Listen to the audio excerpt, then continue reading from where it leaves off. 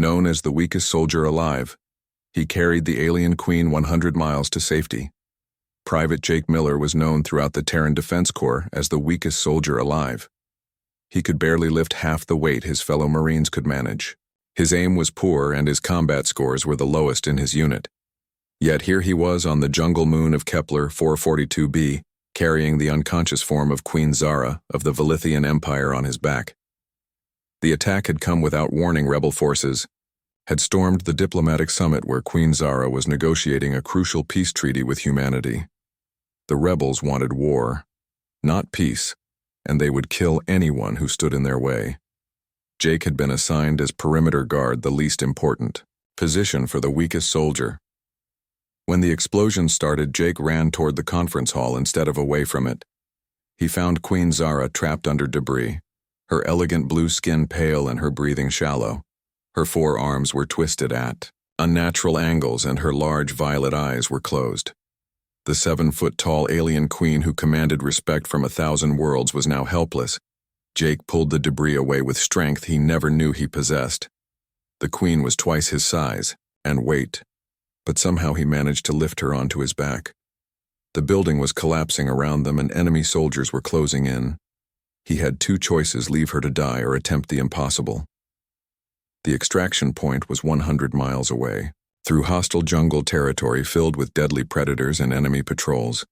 Jake Miller, the soldier everyone called worthless, began the longest march of his life. The queen stirred occasionally, mumbling in her native language, but remained mostly unconscious. The first day was the hardest. Jake stumbled through thick vines and muddy swamps, his legs shaking under the queen's weight. His standard-issue boots were falling apart, and his uniform was torn by thorns. Every step sent pain shooting through his spine, but he kept moving. The rebels were tracking them, and stopping meant death for both of them. On the second night, as Jake rested by a small stream, Queen Zara opened her eyes. She looked at him with confusion and tried to speak in broken English. "Why you carry me?" she whispered, her voice weak. "I am your enemy." "People." Jake gave her water from his canteen and shook his head. "You are not my enemy, Your Majesty. You wanted peace. The rebels want war." The queen studied his face with her large alien eyes. She had heard about humans but never understood them until now.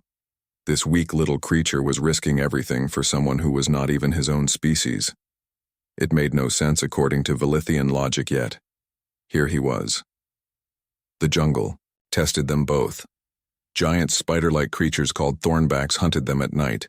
Their red eyes glowed in the darkness and their acidic saliva could melt through metal.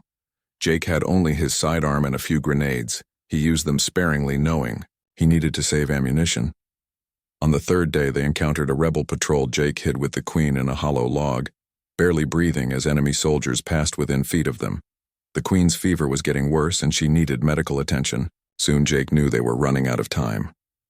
Queen Zara began to understand why the other species in the galaxy feared and respected humans.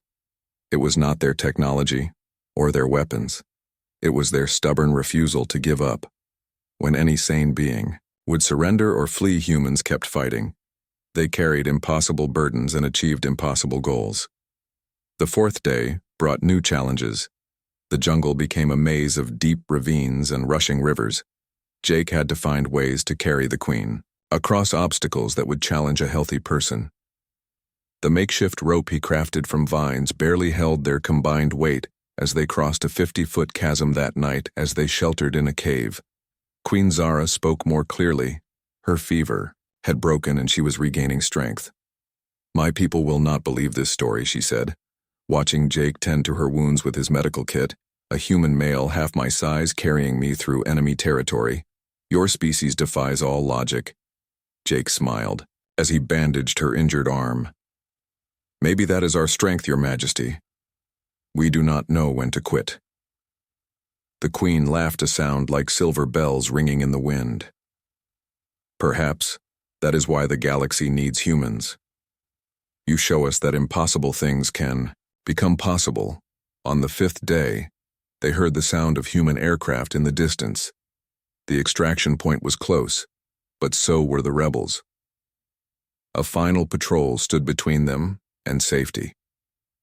Jake counted at least 12 enemy soldiers blocking their path to the landing zone. Queen Zara insisted she could fight, but Jake refused to let her. She was still wounded and he would not risk her life. He gave her his emergency beacon and told her to signal for pickup if he did not return. Jake Miller, the weakest soldier alive, walked straight toward 12 armed rebels. His rifle felt heavy in his hands and his aim was still poor, but he thought about the peace treaty and all the lives that could be saved. He thought about proving that even the weakest human could make a difference. The firefight was brief and desperate. Jake used every trick he had learned in training. He moved from tree to tree using the jungle as cover. His shots were not perfect, but they were good enough. 6 rebels fell before they knew what hit them. The others retreated when human dropships appeared overhead. Queen Zara watched from the tree line as Jake collapsed from exhaustion. The rescue team found him unconscious but smiling. The alien queen he had carried 100 miles to safety was kneeling beside him, speaking softly in her own language. Later aboard the medical ship, Queen Zara sat beside Jake's bed as he recovered. The peace treaty would be signed and war would be avoided.